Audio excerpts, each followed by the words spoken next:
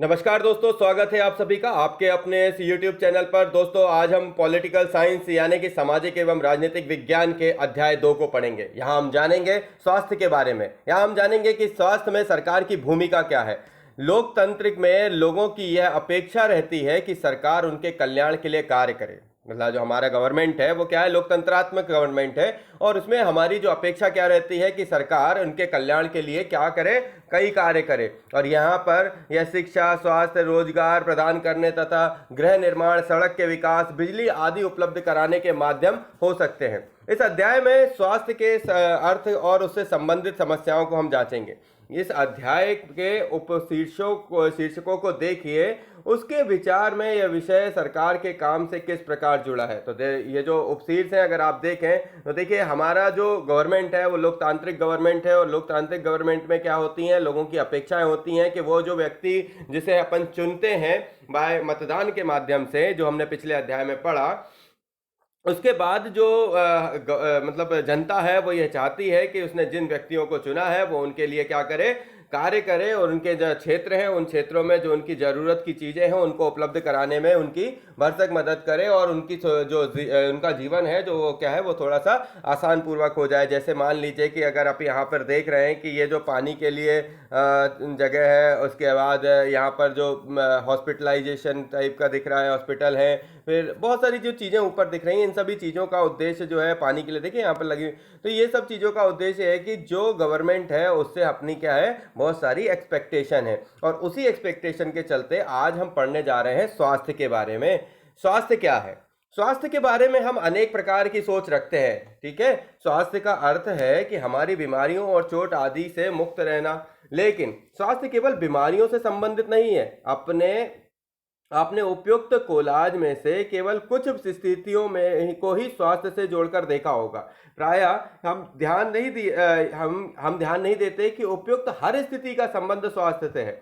बीमारी के अलावा हमारे लिए उन कारणों पर भी विचार करना आवश्यक है जो हमारे स्वास्थ्य पर प्रभाव डालते हैं।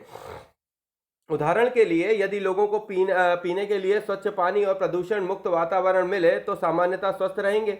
दूसरी ओर, यदि लोगों को भरपेट भोजन ना मिले अथवा उन्हें घुटन भरी अवस्था में रहना पड़े तो उनको बीमार पड़ने की संभावना क्या हो जाएगी, बढ़ जाएगी, अधिक हो जाएगी। तो हम सब चाहते हैं क्या कि हम जो भी कार्य करते हैं चुस्ती से, ऊंचे मनोबल के साथ करें, और स्वस्थ और कर्मण्य रहना, सुस्त और अकर्मण्य रहना, चिंताग्रस्त होना, लंबे समय तक डरे सहमे रहना स्वस्थ जीवन के लक्षण नहीं है। हम सबको तनाव मुक्त और प्रसन्न रहना जरूरी है, हम रहना भी चाहते हैं, और हमारे जीवन के ये सभी पहलू स्वास्थ्य के लिए एक हिस्से हैं। हमारा जीवन का ये क्या है, बहुत बड़ा हिस्सा है। तो बताइए कि क्या आप इन सभी चित्रों या इनमें से कुछ को स्वास्थ्य से संबंधित समझते हैं? यदि हाँ, तो किस प्रकार समूह में चर्चा करें। तो देखिए, जो आपने यहाँ पर कोलाज देखा, इस कोलाज में ये आपसे मतलब आपके हिसाब से स्वास्थ्य से कितना संबंधित है, और इनके बारे में अपने मित्रों के साथ बैठकर क्या करना चाहिए, आपको डिबेट करना चाहिए, उनसे जानना चाहिए कि इससे क्या फायदा है। भाई, ये सब चीजें क्या क्यों बताई जा रही हैं? कोलाज में दिखा हुआ एक एक चीज क्या है, कहीं ना कहीं स्वास्थ्य से क्या है, संबंधित है। ऊपर दिए गए कोलाज में दो स्थितियां छाटी है जो बीमारी से संबंधित नहीं है। वे कैसे स्वास्थ्य से संबंधित हो सकती हैं, इस पर 2 वाक्य लिखिए। तो दोस्तों, ये चीज एक बार प्रैक्टिस के काम की है और उनको आप अवश्य करिएगा, ऐसी मैं आपसे आशा करता हूं। चलिए आगे बढ़ते हैं। भारत में स्वास्थ्य सेवाएं। आइए भारत में स्वास्थ्य सेवाओं के कुछ पहलुओं का परीक्षण करें। यहाँ दी गई तालिका में प्रथम और द्वितीय स्तंभों में दिखाई गई स्थितियों की तुलना कीजिए। चलिए आइए तुलना करते हैं, देखते हैं। संसार भर में भारत में सर्वाधिक चिकित्सा महाविद्यालय हैं, और यहाँ सबसे अधिक डॉक्टर तैयार किए जाते हैं। लगभग हर वर्ष 15,000 नए डॉक्टर योग्यता प्राप्त करते हैं। भारत के अधिकांश डॉक्टर शहरी क्षेत्र में बसते हैं। ग्रामवासियों को डॉक्टर तक पहुंचने के लिए लंबी दूरी तय करनी पड़ती है, और ग्रामीण क्षेत्रों में जनसंख्या के मुकाबले डॉक्टरों की संख्या काफ़ी कम है। पिछले वर्षों में स्वास्थ्य सेवाओं की सुविधा में काफ़ी वृद्धि हुई। सन 1950 में भारत केवल 2,717 अस्पताल थे, और सन 1991 में 11,174 अस्पताल थे, और सन 2000 में यह संख्या बढ़कर 18,218 हो चुकी है। भारत में करीब 5 लाख लोग प्रतिवर्ष तपेदिक यानी टीबी से मर जाते हैं। स्वतंत्रता प्राप्ति से अब तक इस संख्या में कोई परिवर्तन नहीं हुआ। हर वर्ष मलेरिया के लगभग 20 लाख मामलों की रिपोर्ट प्राप्त होती है, और यह संख्या कम नहीं हो रही। भारत में विदेश से बहुत बड़ी संख्या में इलाज कराने हेतु चिकित्सा पर्यटक आते हैं। वे उपचार के लिए भारत के कुछ ऐसे अस्पतालों में आते हैं जिनकी तुलना संसार के सर्वश्रेष्ठ अस्पतालों में से की जाती है। हम सबको पीने का स्वस्थ जल उपलब्ध नहीं करा पा रहे हैं। संचारणीय बीमारियां पानी के द्वारा एक से दूसरे को लगती हैं और बीमारियों में से 21% जल जनित होती हैं, जैसे हैजा, पेट के कीड़े, हेपेटाइटिस। भारत विश्व का दवाइयां निर्मित करने वाला चौथा बड़ा देश है और यहाँ से भारी मात्रा में दवाइयां क्या होती हैं, निर्यात होती हैं। भारत में समस्त बच्चों में से आधों को खाने के लिए पर्याप्त भोजन नहीं मिलता और वे अल्प पोषण के शिकार रहते हैं। तो ये जो एक मतलब अपन ने स्वास्थ्य सेवाओं से संबंधित एक तुलनात्मक स्थिति को देखा, ये बताता है कि भारत में स्वास्थ्य सेवाएं कुछ पहलुओं का जो परीक्षण कराती हैं वो कुछ इस प्रकार थी। क्या आप इन स्तंभों का कोई शीर्षक दे सकते हैं? तो अब ये जो आपने इन दोनों को पढ़ा, इनमें अपन क्या पढ़ सकते हैं? ये विशेषता थी। क्या थी? ये विशेषता थी कि हमारे भारत में स्वास्थ्य को लेकर किस प्रकार की विशेषता थी। तो हमने देखे कि मतलब जो डॉक्टरों की योग्यता कितनी क्या है, उसके बाद कितने डॉक्टर प्रतिवर्ष निकल रहे हैं, कितने अस्पताल हो चुके हैं, चिकित्सा के लिए बड़े पैमाने में लोग बाहर से भी आके चिकित्सा अपना इलाज करवाते हैं। दवाइयों के मामले में हमारा जो भारत है वो चौथे स्थान पर है। उसके बाद जो कमियां हैं, ये तो विशेषता थी, ये कमियां क्या प्रॉब्लम है। अब कमियां क्या थी? अधिकांश डॉक्टर शहरी क्षेत्रों में बसते, वो गांव तक नहीं जाते, लोगों को वहां तक आना पड़ता है और उससे उनको क्या होता है, गांव में जो व्यक्ति गांव में है वो किसी ना किसी प्रकार से क्या है, आर्थिक दृष्टि से कमजोर है, उसे शहर तक आना और उसे उतना पैसा शहर के हिसाब से खर्च कर पाना उसके लिए आसान नहीं होता। और ऐसी स्थिति में क्या होता है, जो व्यक्ति उनका बड़ी बीमारी या किसी भी परेशानी में बीमार होता है वो धीरे धीरे और बढ़कर उसको एक जटिल समस्या बना लेती है।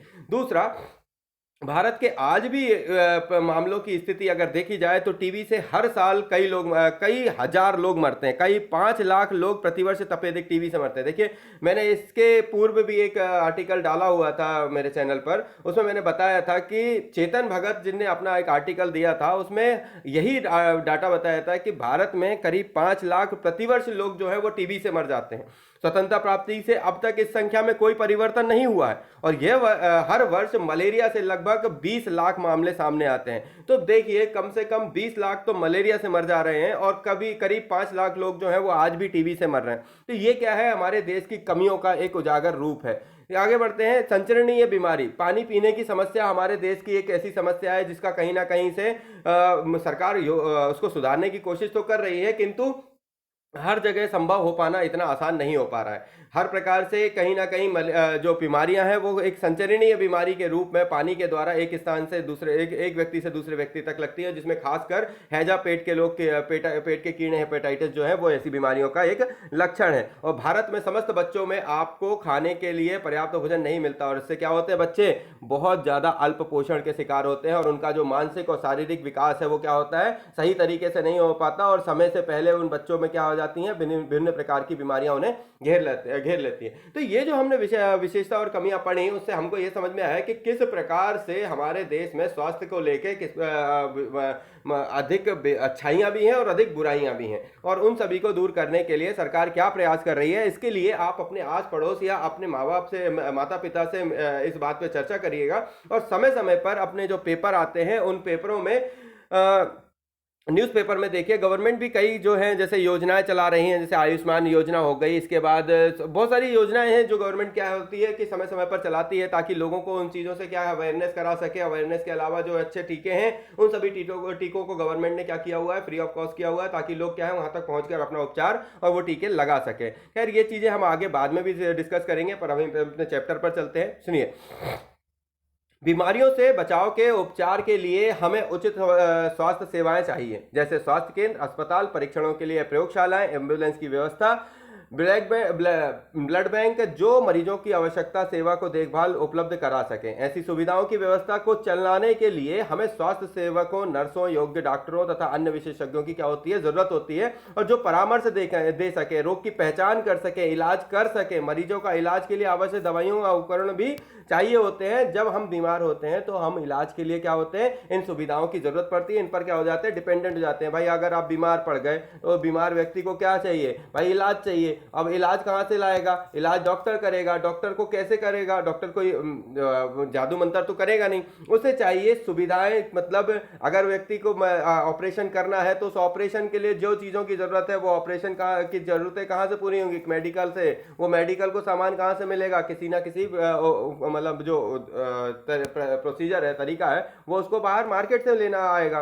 तो ये एक प्रोसीजर है जो क्या होना चाहिए, प्रॉपर तरीके से सिस्टमेटिक होना चाहिए और कम दामों में होना चाहिए। जिस प्रकार से आज के देश में जो बीमारियों को और मेडिकल साइंस को लेकर जो महंगाई और चीज़ें तेजी से बढ़ रही हैं, उन सभी चीज़ों का हम रिस्पेक्ट करते हैं, पर जो व्यक्ति इन चीज़ों में सफल नहीं हो पा रहा है, उतना आर्थिक धन उनके पास नहीं है, उसके लिए भी कोई ना कोई व्यवस्था होनी चाहिए।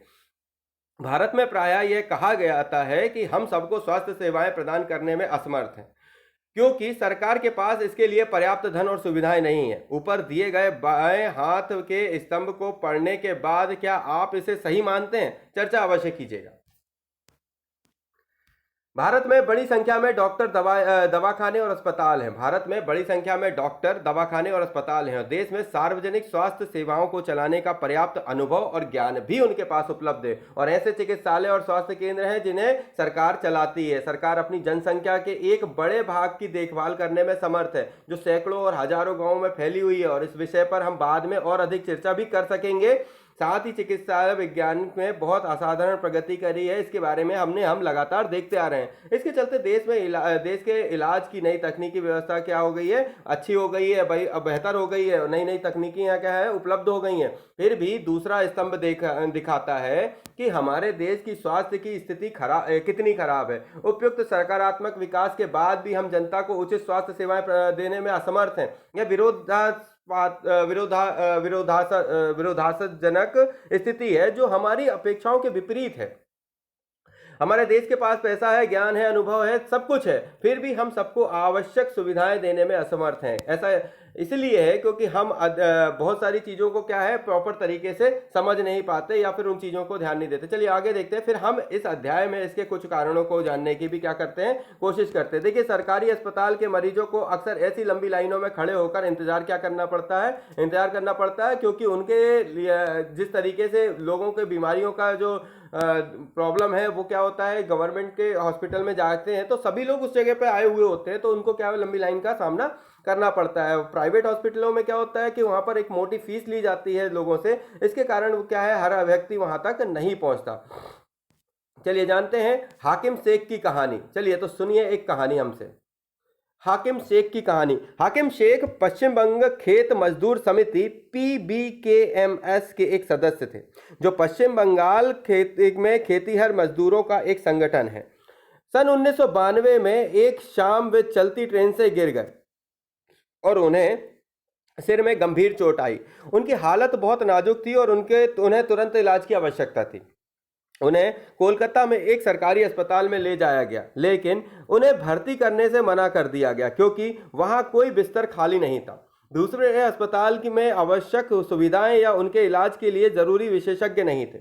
इस प्रकार अत्यंत गंभीर हालत में उन्हें 14 घंटे के अंदर 8 सरकारी अस्पतालों में ले जाया गया, किंतु किसी ने भी उन्हें भर्ती नहीं किया। और अंत में जब एक निजी अस्पताल में भर्ती कराया गया जहां उनका इलाज किया गया, उन्होंने अपने इलाज पर बहुत पैसा खर्च किया। जिन अस्पतालों में उन्हें भर्ती करने से इनकार किया था, उनके उपेक्षापूर्ण रवैये से नाराज और क्षुब्ध होकर हाकिम शेख एवं PBKMS ने कोर्ट में एक मुकदमा दायर कर दिया। ऊपर दी गई कहानी को पढ़िए। कल्पना कीजिए कि आप एक न्यायाधीश हैं। आप हाकिम शेख को क्या कहेंगे? अगर ये जो अपन ने ऊपर पढ़ा, इस कहानी को अगर पढ़ा कि एक व्यक्ति है जो किसी कारणवश, किसी दुर्घटनावश उस ट्रेन से गिर जाता है और वो अपने क्षेत्र के जिला अस्पताल में जाता है, गवर्नमेंट हॉस्पिटल में जाता है और उसको वहां पे इलाज करने के लिए मना कर दिया जाता है। तो ऐसे एक नहीं 8 हॉस्पिटल में उन्हें मना कर दिया। तब उस स्थिति में यदि आप एक न्यायाधीश हैं तो आप हाकिम शेख को क्या कहेंगे? इस बात पर आप चर्चा करिए और हमसे कमेंट बॉक्स पर इस पर जरूर बताइएगा। एक इलाज का खर्चा, आइए सुनिए इसके बारे में। ये जो एक कॉमिक नुमा दिया हुआ है, इसको अपन पढ़ते हैं। अमन और रंजन अच्छे मित्र हैं। रंजन का परिवार साधारण संपन्न है, जबकि अमन के माता पिता जैसे तैसे गुजारा चलाते हैं। सुनिए। अरे अमन, बड़े दिनों बाद मिले, कैसे हो? अ,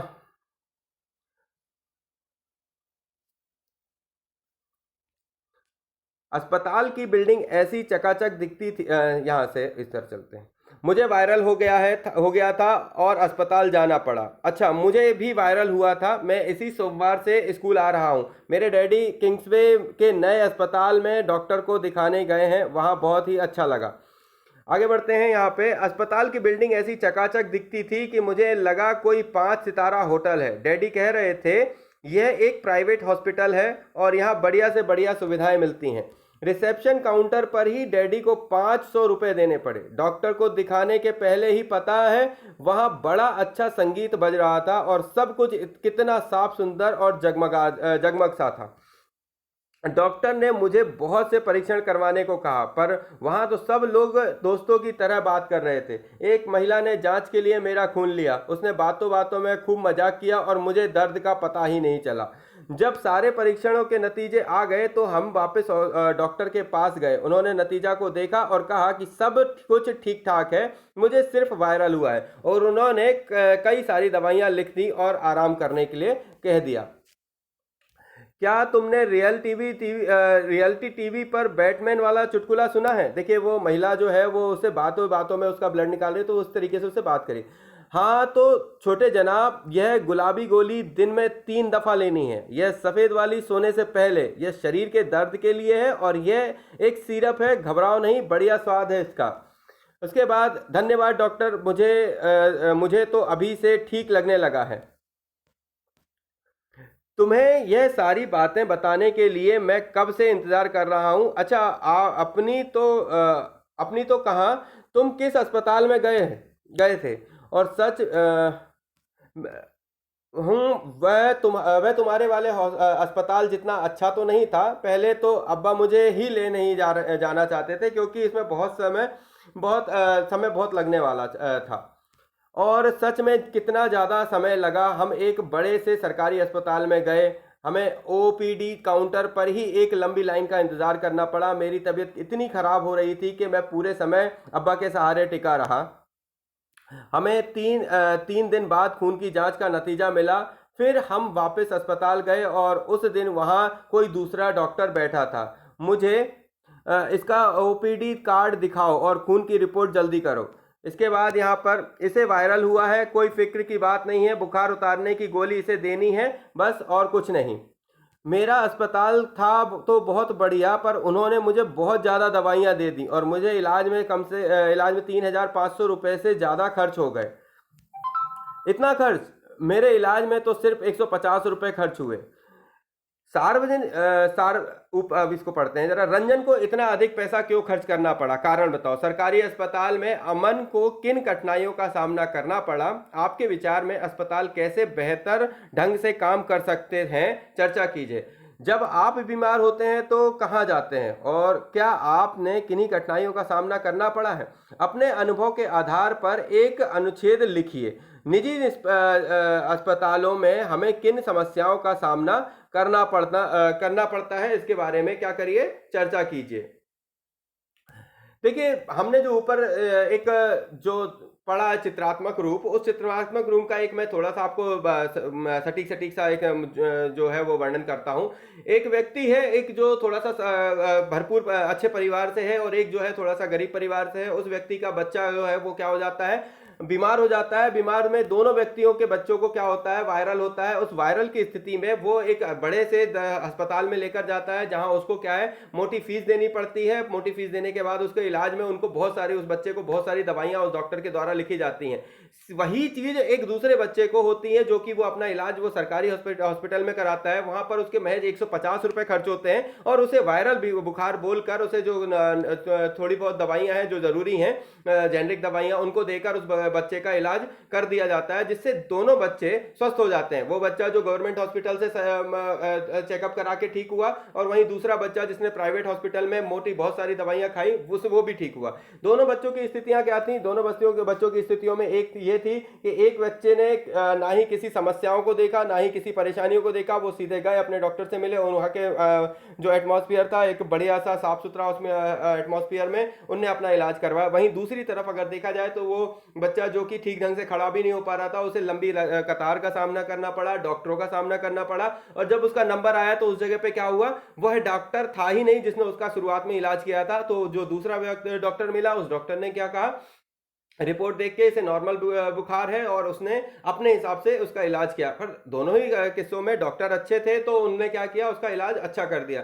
तो यहां पर बस इतनी सी बात है कि आपके हिसाब से इन स्थितियों में क्या बेहतर ढंग का काम हुआ या नहीं, आपके विचार में अस्पताल कैसे बेहतर ढंग से काम कर सकते हैं, इस चीज पर अब चर्चा अवश्य करिएगा, और इस चीज को समझने और समझाने की या फिर अपने से बड़ों तक इस बात की जानकारी पहुंचाने की कोशिश करिएगा। हम ही देश के वो लोग हैं जो आने वाले समय में इसको और बेहतर और सुदृढ़ बना सकते हैं। जरूरी नहीं कि जो किताबों में लिखा है, भले इस किताब में क्यों नहीं लिखा हो, जरूरी नहीं कि यह सही लिखा है। अगर आप इस चीज को बहुत अच्छे से जानते हैं और इस चीज पे अगर आप कोई रिसर्च करते हैं, तो आने वाला समय इस चीज को भी झुटलाने में कोई दिक्कत नहीं होती है। कि देखिए, इतिहास बनते बिगड़ते कैसे हैं, इतिहास बनते बिगड़ते तभी हैं कि जो चीज आपने मान ली और उस चीज के बाद उस चीज का पूरा गहन अध्ययन कर दिया और उसके अगर तथ्य आपने प्रस्तुत कर दिए, तो उन चीजों को झुटलाया जाना कोई बड़ी बात नहीं है। लेकिन उतनी मेहनत आपको करनी पड़ेगी और अपने देश का भविष्य बनने के लिए, और नई योजनाएं, नई दिमाग और नई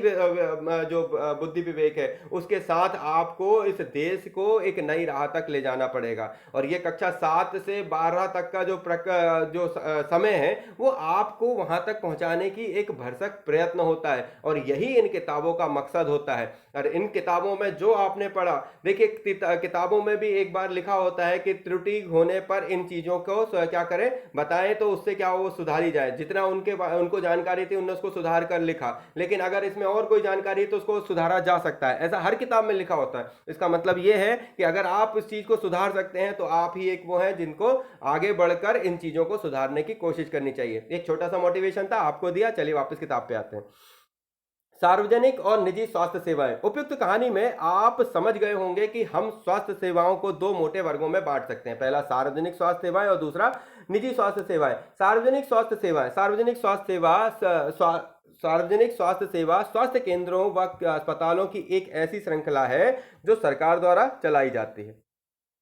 ये केंद्र व अस्पताल आपस में जुड़े होते हैं, जिससे वे शहरी व ग्रामीण दोनों क्षेत्रों में सुविधाएं प्रदान करता है, और सभी बीमारियों, साधारण से लेकर विशेष देखभाल की जरूरत वाली बीमारियां तक का इलाज प्रदान करते हैं। ग्राम स्तर पर एक स्वास्थ्य केंद्र होता है, जहां प्रायः एक नर्स और एक ग्राम स्वास्थ्य सेवक होता है, और उन्हें सामान्य बीमारियों के इलाज के लिए डॉक्टर प्रशिक्षण दिया जाता है, और वे प्राथमिक स्वास्थ्य केंद्र में डॉक्टरों की देखरेख में कार्य करते हैं। ग्रामीण क्षेत्र में ऐसा कई केंद्र गांवों की जरूरतों को पूरा करते हैं। जिला स्तर पर जिला अस्पताल होता है, जो इन सभी स्वास्थ्य केंद्रों की क्या करता है, देखभाल करता है। तो ग्रामीण क्षेत्र में क्या होते हैं, जो प्राथमिक स्वास्थ्य, ग्रामीण क्षेत्र में क्या हो गए भाई, प्राथमिक स्वास्थ्य केंद्र होते हैं ग्रामीण क्षेत्र में। जिला स्तर पे क्या होते हैं, जिला अस्पताल होते हैं, जिनका काम क्या होता है, स्वास्थ्य केंद्रों की देखभाल करना होता है। और बड़े शहरों में सरकारी अस्पताल होते हैं, जैसे एक वह था जिसमें अमन को ले जाया गया था, और ऐसे भी विशिष्ट सरकारी अस्पताल होते हैं जिनका जिक्र हाकिम शेख की कहानी में हुआ था। तो मैंने अस्पतालों की जो है वो चरण बताया आपको। इसके बाद आगे बढ़ते हैं।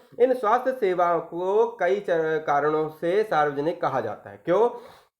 सरकार ने सभी नागरिकों को स्वास्थ्य सेवाएं प्रदान करने का वचनबद्धता को पूरा करने के लिए ये अस्पताल तथा स्वास्थ्य केंद्र स्थापित किए हैं, और इन सेवाओं को चलाने के लिए धन उस पैसे से आता है जो लोग सरकार को टैक्स के रूप में देते हैं। इसलिए सुविधाएं आपके लिए हैं। सुविधाएं, सार्वजनिक स्वास्थ्य व्यवस्था का एक महत्वपूर्ण पहलू यह है कि उसका उद्देश्य अच्छी स्वास्थ्य सेवाएं निःशुल्क या बहुत कम कीमत पर देना है, जिससे गरीब लोग भी इलाज करा सके। स्वास्थ्य सेवाओं का अन्य महत्वपूर्ण कार्य है बीमारियां जैसे टीबी, मलेरिया, पीलिया, दस्त लगना, हैजा, चिकनगुनिया आदि को फैलने से रोकना, और इसकी व्यवस्था सरकार के लोगों के सहयोग से करनी होती है, अन्यथा यह क्या हो जाएगी, यह असफल हो जाएगी। और उदाहरण के लिए मच्छर का पैदा होने को रोकने के अभियान को सफल बनाने के लिए सुनिश्चित करना पड़ेगा कि क्षेत्र के सभी लोग अपने कूलर और घर की छतों को आदि पर पानी एकत्र ना होने दे, साफ सुथरा करके रखें। देखिए यहाँ पे जो लिखा हुआ है इसको और पढ़ते हैं। हमें सरकार को कर क्यों देना चाहिए। देखिए बहुत कम लोग होते हैं इस बात को जानते हैं कि टैक्स पे करने से होता क्या है। लोग तो यही कहते हैं कि टैक्स पे करने से होता क्या है, टैक्स पे करने से कुछ नहीं होता है, गवर्नमेंट क्या है हमारे पैसे को ले लेती है और ये और वो।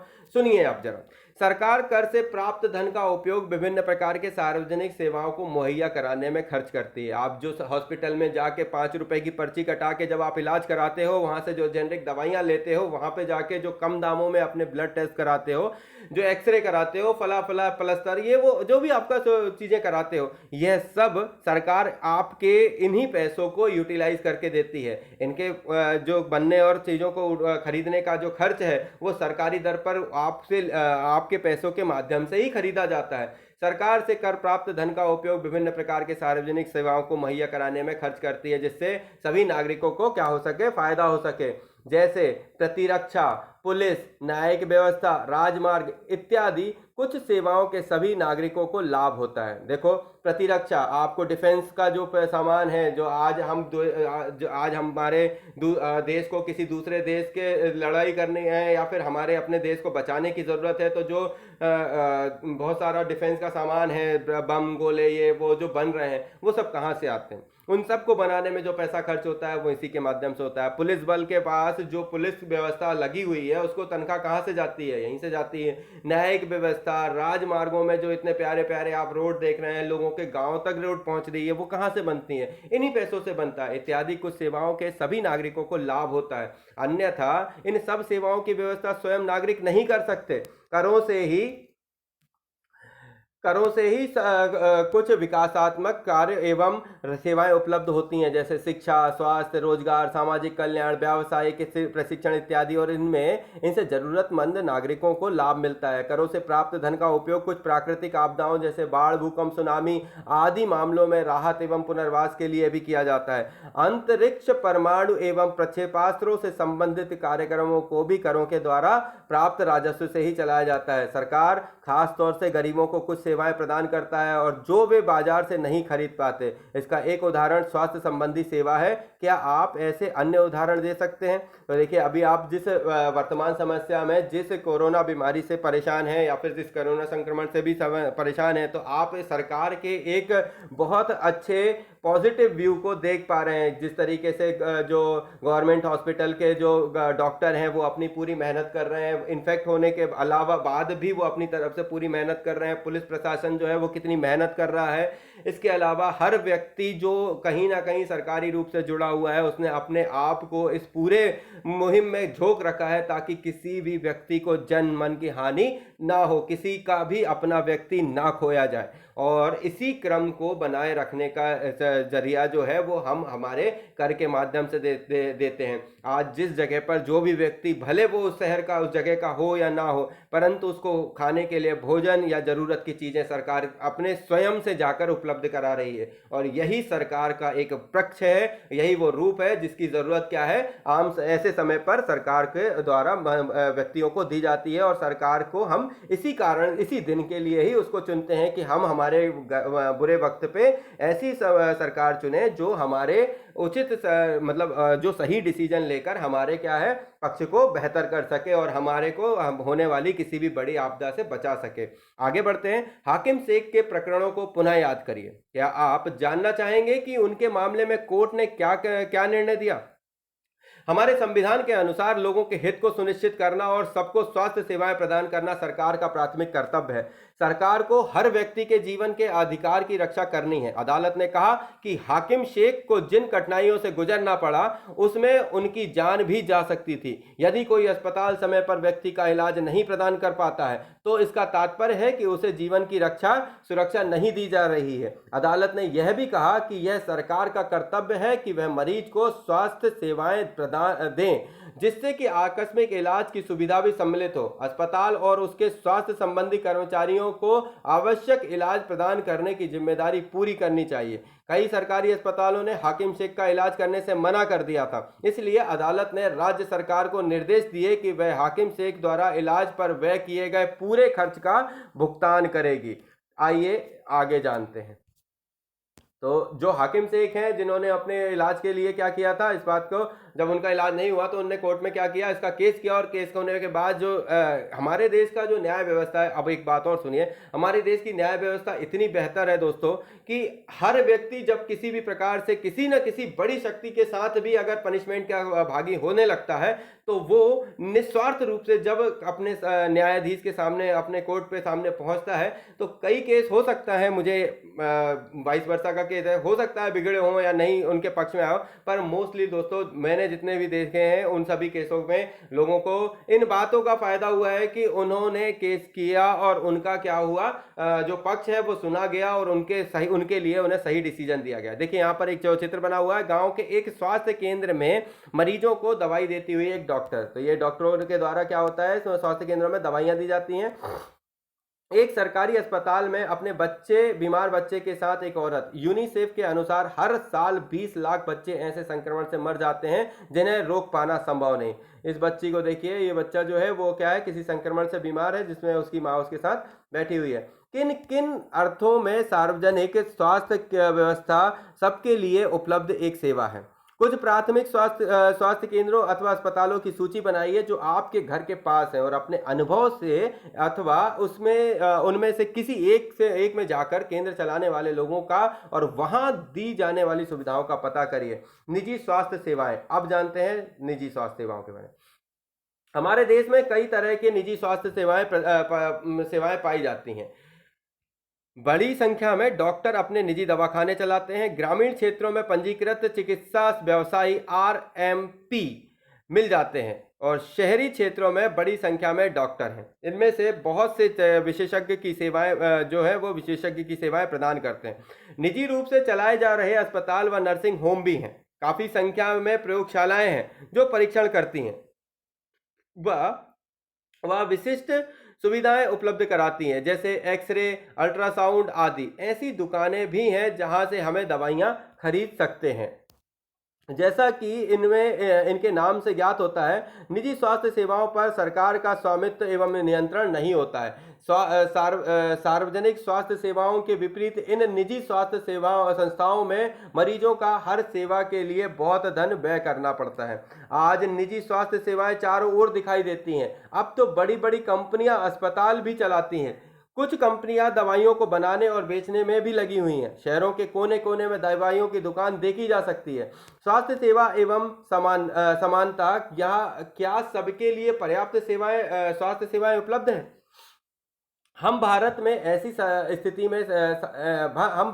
ऐसी स्थिति का सामना कर रहे हैं जहां निजी सेवाएं तो बढ़ रही हैं परंतु सार्वजनिक नहीं।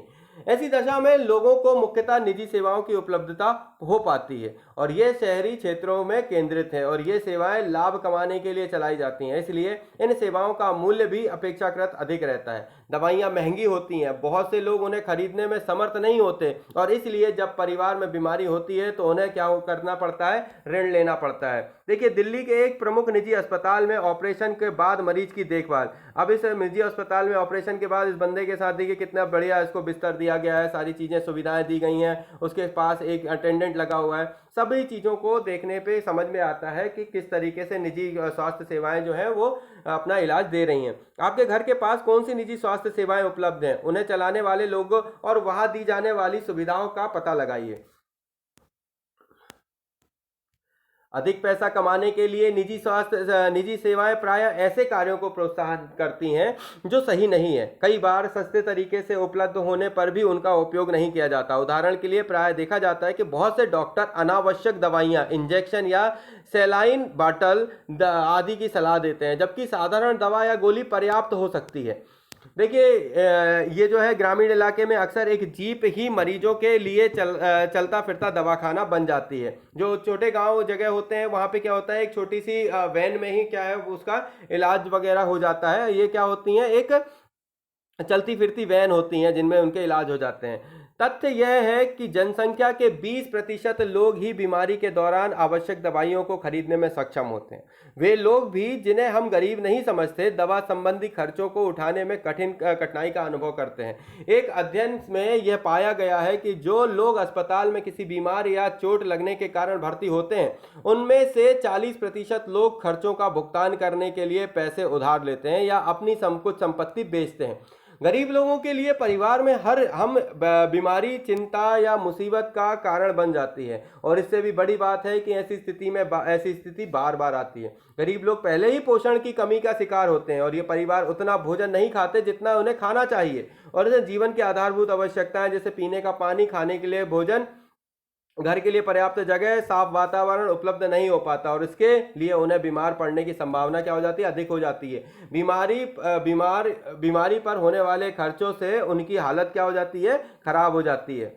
आगे बढ़ते हैं। कभी कभी केवल पैसा ही लोगों की बेहतर इलाज का बाधक नहीं होता। उदाहरण के लिए महिला को तुरंत इलाज के लिए डॉक्टर के पास नहीं ले जाया जाता है। कई आदिवासी क्षेत्रों में स्वास्थ्य केंद्र कम हैं और वे भी अच्छी तरह नहीं चलाए जाते हैं। वहाँ निजी स्वास्थ्य सेवाएं भी उपलब्ध नहीं हैं। क्या किया जाता है, क्या किया जा सकता है, सोचें।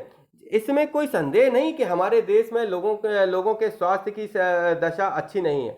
यह सरकार का उत्तरदायित्व है कि वह अपने सब नागरिकों को, विशेषकर गरीबों को, सुविधाहीनों को गुणात्मक स्वास्थ्य सेवाएं प्रदान करें। फिर भी लोगों का स्वास्थ्य जितना जीवन की आधारभूत सुविधाओं और उनकी सामाजिक स्थिति पर निर्भर है, उतना ही स्वास्थ्य सेवाओं के ऊपर भी। इसलिए लोगों के स्वास्थ्य की दशा सुधारने के लिए दोनों पक्षों पर कार्य करना आवश्यक है। ऐसा संभव है, अगले पृष्ठ पर दिए गए उदाहरण से आप देख सकते हो।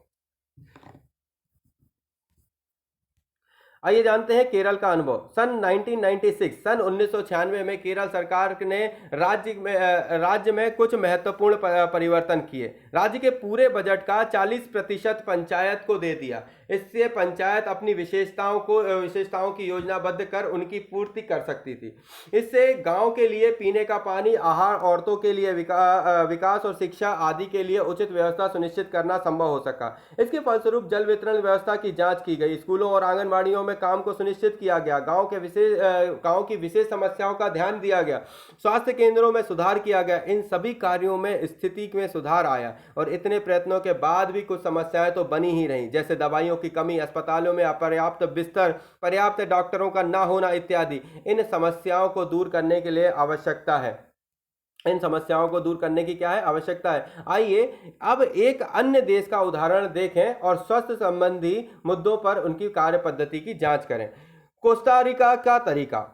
कोस्टा रिका को दक्षिण अमेरिका का सबसे स्वस्थ देश माना जाता है। इसका मुख्य कारण उसके संविधान में निहित है। कई वर्षों पहले कोस्टा रिका ने एक बहुत महत्वपूर्ण निर्णय किया था और वे देश में सेना नहीं रखेंगे और इससे उन्हें सेना पर व्यय किए जाने वाले धन को लोगों की शिक्षा, स्वास्थ्य और अन्य आधारभूत जरूरतों पर खर्च करने में मदद मिली।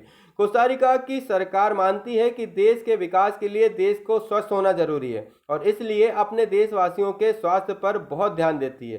कोस्टा रिका की सरकार अपने सभी निवासियों को स्वास्थ्य के लिए मूलभूत सेवाएं व सुविधाएं देती हैं, जैसे पीने का सुरक्षित पानी, सफाई, पोषण, आवास। स्वास्थ्य की शिक्षा में बहुत महत्वपूर्ण माना जाता है और सभी स्तरों पर स्वास्थ्य संबंधी ज्ञान शिक्षा का एक जरूरी भाग होता है। यहाँ पर अगर देखें, ऊपर अपन ने जो चीजें छोड़ दी, इस गर्भवती औरत को एक योग्य डॉक्टर को दिखाने के लिए कई किलोमीटर पैदल चलना पड़ा। देखिए आज की स्थिति में जो जननी एक्सप्रेस जो है वो चलाई गई है सरकार के द्वारा, जिसके माध्यम से यह स्थिति पैदा ना हो जो इस महिला के साथ पूर्व में हुई होगी कभी। तो ऐसी स्थितियों से बचने और बचाने के लिए एक नवजात को जन्म देने के लिए इस महिला को इतनी जो है कष्ट सहने पड़ रहे हैं, उन चीज़ों से बचाने के लिए सरकार क्या कर रही है, नव जननी एक्सप्रेस चला रही है, जिससे क्या है कि अगर कोई महिला अगर गर्भवती है तो उस गर्भवती महिला को पूरी सुविधा देने के लिए सरकारी स्वास्थ्य अस्पताल तक पहुंचाने के लिए जो एक एम्बुलेंस चलाई गई है और उस एम्बुलेंस के माध्यम से उस महिला को क्या है वहां ले जाया जाता है, जहां उसका इलाज सरकारी तौर पर किया जाता है। और उस हॉस्पिटल में भी ये जो है अलग हिस्से बन चुके हैं, जिससे कि वहाँ उनका एक अलग से बच्चों का जो वार्ड होता है वहाँ पर उनका प्रॉपर इलाज होता है। ये रहा वो केरल का हिस्सा। आंध्र प्रदेश राज्य के पुनर्गठन के बाद 2 जून 2014 को तेलंगाना भारत का 29वां राज्य बना। ये एक जानकारी थी जो मैंने अभी आपको देनी थी।